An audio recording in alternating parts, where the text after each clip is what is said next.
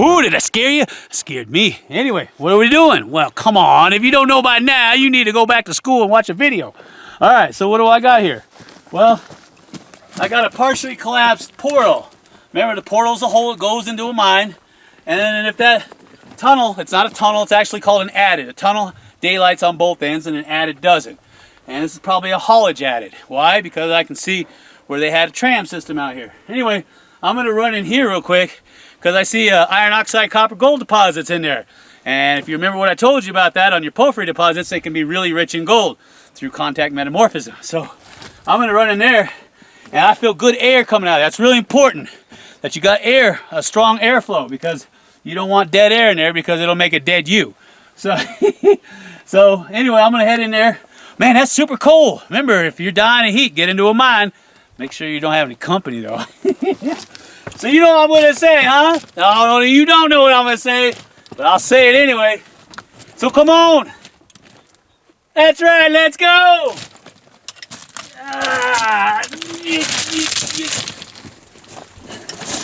All right, well, let's get on back in here, take a look around, because I got to see what they were doing all this digging. Now, this right here is considered a haulage adit. And what they were doing is they found a deposit up on the hill. And the deposit was so good, instead of trying to haul the rock up, they just got up underneath it. Because remember, miners always use gravity to pull the material, the ore, out of the mine. Doesn't matter if it's gold, silver, uranium. They always use gravity because it's so much easier, less work. So you get up underneath that load and let it fall down in your ore bins every time you fire around. Ooh, I got a switch up here too. Oh, that feels good. You imagine pushing a 2,000-pound ore car through here? All right, I got me a switch. Ooh, I got a little bit of curve in the switch too. All right, I'll show you how this works real quick. I got several switches. See the switch right here? Now, in some of your bigger mines that I've seen, where they have the side dump cars, they're a little heavier, so they use a thicker gauge. This is a baby gauge track. They'll have a switch on the side here where they can click it to the left or right, and it actually, like on a regular standard gauge track, it'll shift back and forth. But on these smaller mines, what they do is they just come over here and they do this. See that? They'd pick it up, run it over. This one's got a little warp in it right there. And then this one has to mirror this outer track. See, that's why they both have that funky curve. Now, the reason why they did that is because they were starting to come to a curve here. And the only way they could do that is if they curve this piece. Well, remember, this piece has to mirror this piece. So when you do this, if it's straight, the wheels on the ore cart aren't going to stick to it. It's going to try to jump it. So they had to bend that other one to match this one. But that's how you do it. You just come down here and manually move it back and forth, depending on where you need to go. Okay, so it's dry again. Now you got to be careful when you kick up this dust. You don't breathe it in. It's not good for you. But we're following the air pipes and the water pipe.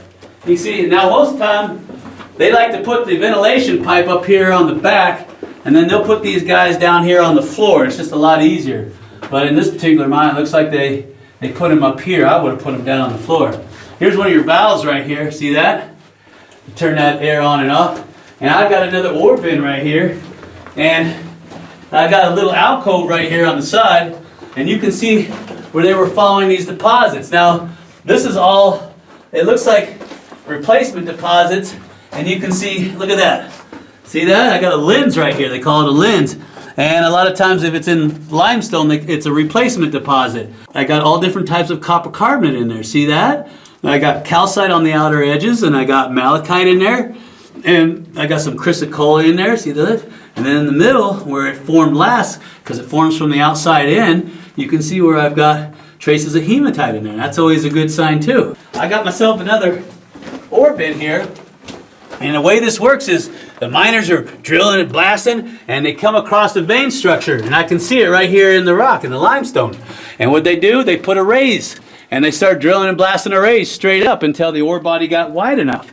And then what would they do? They'd build this big funnel here, which is called an ore bin. And they keep drilling and blasting. That is so, oh man, you got to see this. Hoo, hoo, hoo. I like that. Now, I got a chamber here. And what do you usually find in a chamber? You usually find a big ore pocket that's been removed.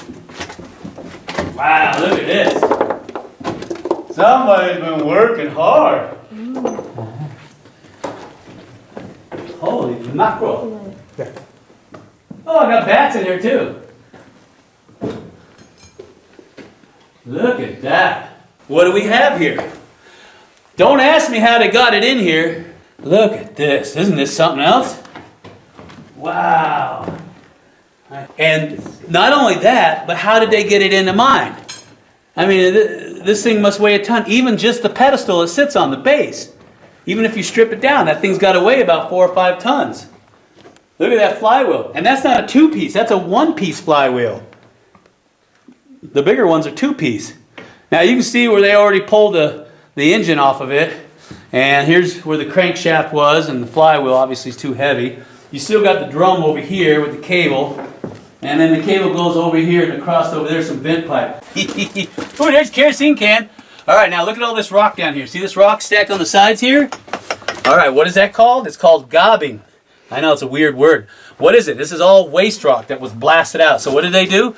They got the vein. They got a horizontal sheeted vein running through here, through this limestone. They drilled and blasted it out and it left a crevice. So what's the best alternative? Well, put all your waste rock to fill in, like I told you, cut and fill, backfill it in there. What does that do? You don't have to haul this out, and it gives support. This starts to drop down, it'll actually hold it up. So the miners would do this a lot of the times, and you can see where they did a lot of gobbing all through this whole section.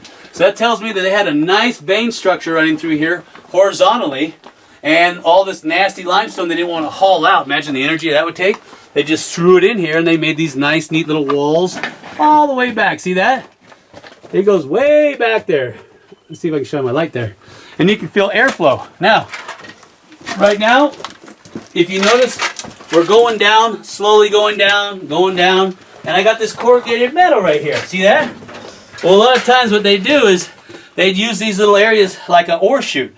And they would just put the ore on here. Oh, there's a spider. And they would push it down, and you can see over here I got an ore pass. It's really cool. And it connects to a lower level, and that level would probably connect to some type of haulage tunnel where they could get it out. Oh. We got this nice little ore pass right here. You see that? And I got a manway over here on the right. You got to be careful with these because a lot of guys, they come down in here and they see this and they think, oh, it's a super slide. And they get in there and they try to slide down it. And what happens is sometimes they can go down several levels, several hundred feet, and you turn out like bacon on the other end. Or sometimes, like you see on this one, you got nails sticking up. And that'll rip a chunk of flesh off going down at 30 miles an hour. So what we're going to do is we're going to go down the manway here. And I'm going to find out where this guy goes. You can see some more of the gobbing that I was talking about earlier, where the miners would backfill all this waste rock into these seams where they were blasting out, and it would support the back. So they call that gobbing. There's gobs and gobs and gobbing. Yeah. Woo-wee. Look at that's a good looking one too. Aye, it's Silas McGee.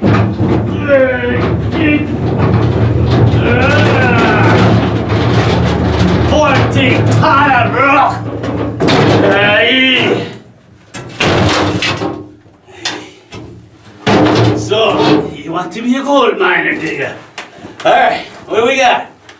Well, you don't know what this is. You need to go back to school. That's right, this is a traditional ore car. And once these things are fully loaded, they can weigh up to 2,000 pounds. And if you remember the song, 16 tons, you were required by the company to move 16 of these a day. And that's where the song came from. 16 tons, what do you get? Another day older, another day in debt. So how does this thing work? Well, this right now is on a haulage level, and it would pick up the ore out of these ore bins and dump it to another ore pass. And there's a handle over here, and it's got a lock on it. And when you thrust it to the side, you can dump it, and see how the gate opens on the end, like a dump truck? And you can actually swivel it left and right. And it's perfectly balanced. See, look at this. I'm barely using my hand just to rock it because it's perfectly balanced. Isn't that cool? Lock it, then you turn this plate over that keeps the handle from coming out of place. But yeah, these weigh about 2,000 pounds when they're fully loaded with hard rock. The question I have to ask is, how did they get it in here? Because I got an ore pass down over here on the north side, and this stops back here by these two ore bins. So that means that somehow they got it in here through one of the ore bins, but I don't know how. And that's why it's probably still here, because nobody can figure out how to get it out. But these are rare, you don't see these anymore. And there's different companies that make it. And this usually, they always have a tag back here on the back, but somebody's come through and taken the tag off. I don't know why they do that. Whew. Okay, so what do we got? Look at that. Feels good, boy. Now, what is that? That's a shear zone. All right, so all it is, like I was saying, is when you have a lot of faulting and fracturing going on and fissures, you get a lot of movement, tectonic movement. You get these shear zones in here where one rock surface is grinding against another. Of course, this is both limestone, but where you have two different rocks grinding against each other, you can get what? You can get mineralization right in here. So a lot of the mines, you'll see them following this thing. And if the shear zone is sloping away from you, it's called what? A footwall. If it's sloping towards you, it's called a hanging wall. So I've had a lot of miners in the past, old timers, tell me that the best gold that they've got was always on what? The hanging wall. Can you imagine bringing this track down here? You know how they bent the track? They used the Jim Crow. Oh, take a look at this.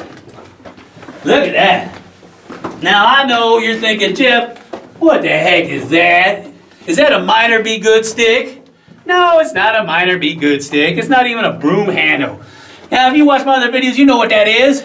That's a tamping rod, fool. So what they do, they drill a series of holes in the rock, 12, 16 holes, sometimes 24, depending on how hard that rock is. And they get that first stick, and they prime it with a blasting cap, a number 6, and they have the fuse come out the side so it doesn't crimp.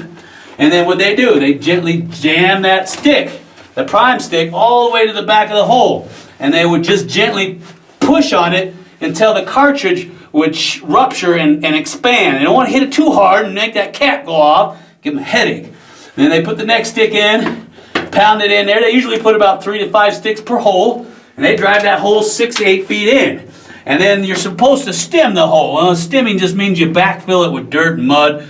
They got stemming plugs you put in there, and it just helps control the compression wave to fracture that rock. So you see these in a mine, that's a tamping rod. That ain't a broom handle. So anyway, come on. I got more to see. Watch your head. I got some air pipes on my hanging off the back. Look at that. Look at that. See that? Now I got my air and my water line shooting all the way up this raise right here. So that tells me that this raise either goes to a working heading or it goes outside, because if you see these pipes, it's either coming from a compressor or it's going to a working face. Now, we came in from above, so I know that these came in from the top, and they're going down to the working face. And come here, I want you to see this. See, now they're following along this limestone right. Oh, look at this. I haven't seen one of these in a long time. Oh, you know what this is? Oh, you had to be a tough burger to operate one of these. All right, so what is this thing? Well, this is what they used to mount the pneumatic drills on. You can see where it would bolt in right here on the side. And this one, this is a nice one. You loosen this guy up, it opens the clasp, you slide it in this way, and then rotate it forward. It locks in, and then you turn this, and this clamp jaw will lock down on it. It's just got like a little ring clasp on it. And what would you do with it? Well, you get some big timbers like this one. Well, actually, that's a little timber. Oh, that's a heavy munker. And you put them on there like that. And see these holes right here? You put a rod in there and you spin it. And then you spin this thing up until it comes in contact with the back. And you usually put another block of wood there, so that way you're not having to spin this thing too far. And then you mount your pneumatic drill right on here. So you put this guy in first. Then you get that heavy 100-pounder. And you lock him in. Chunk. Shunk. Tighten him up, and what do? you start drilling those holes. And then when you're done, you move them out of the way and you load them with dynamite. Now, come here, I'll show you what I'm talking about. Look at this. Okay, here's a working face. This is a good example. They call this heading.